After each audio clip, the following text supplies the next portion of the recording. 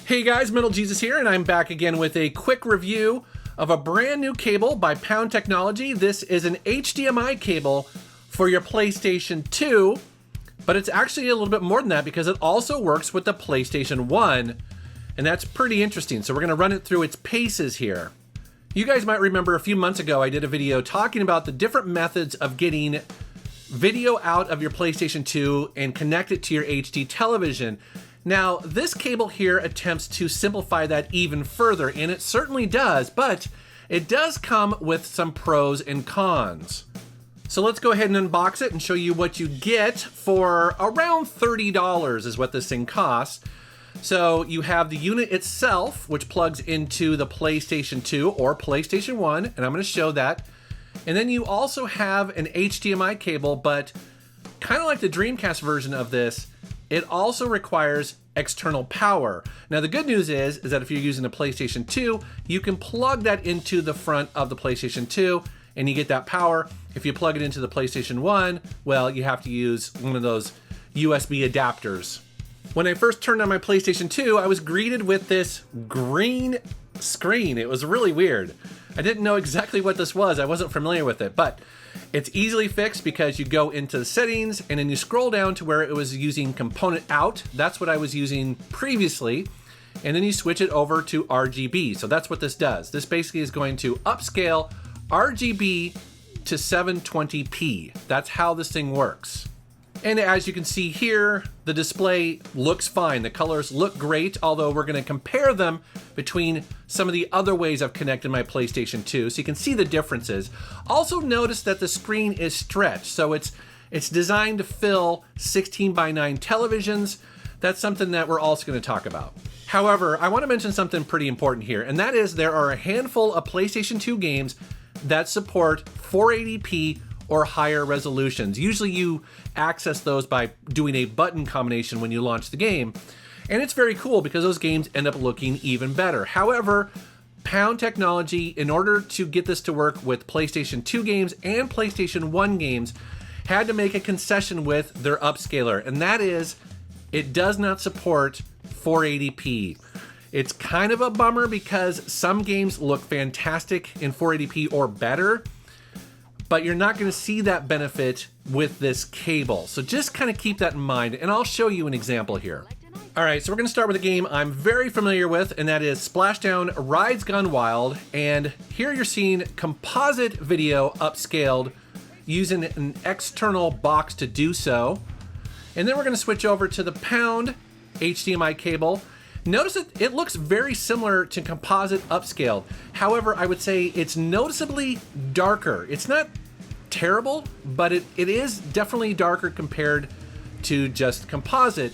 And then for comparison, here is the same game running at 480p over a component cable. So again, not exactly apples to oranges here, but just be aware that if you want the best quality in some of these games that support a higher resolution, you still probably want to go with 480p over component. Let's go ahead and take a look at some other games, but I do think it's worth mentioning that the goal of an inexpensive cable like this is really designed to try and simplify your life, right? Make it easier in your game room to connect all these different consoles to a modern television. So that way you don't necessarily need to buy an external upscaler. It's already built into this cable. So I'm trying to keep my expectations within check. I will say, after capturing a bunch of footage with this Pound cable, one of the things I was not really crazy about is the stretching of the screen. I think it's very noticeable right here in Grand Theft Auto Vice City. This game is definitely stretched. It shouldn't look quite like this. You can see it down in the map there below. See how it's an oval? In the real version of the game, it should actually be a perfect circle. Again, not a huge deal, but I wish there was like a little switch on the device to go between, 4:3 to 16:9 aspect ratio. I think that would be very cool. I also say that because, most HD televisions have an option to set that where you can shrink the video, in on itself or stretch it out.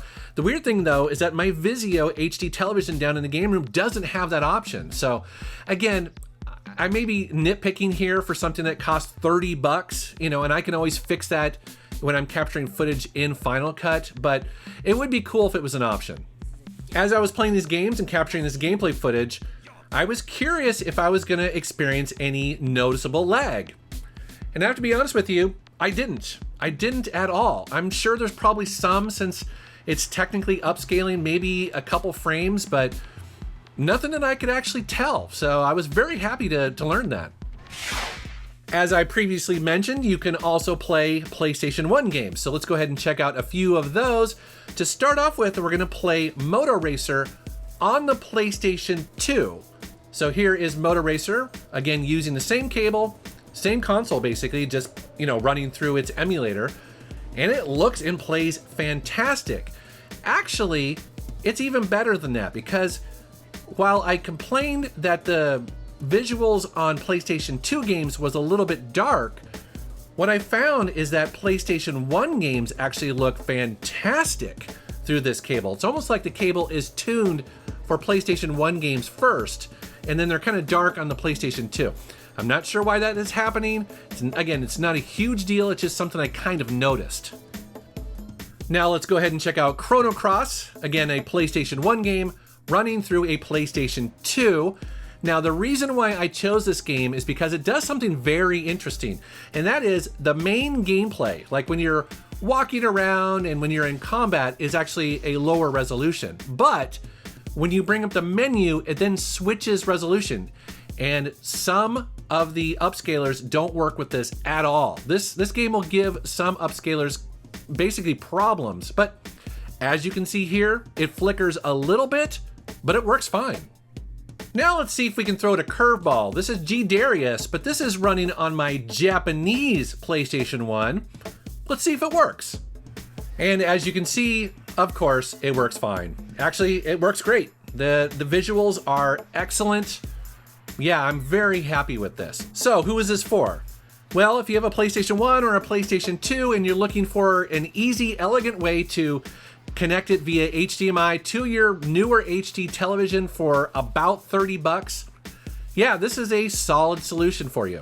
Now again, my nitpicks with it are, it's stretching the video to 16:9. I wish there was an option so I could do 4:3. That would be great. Also, PlayStation 2 games are a little on the dark side, so that's kind of a bummer.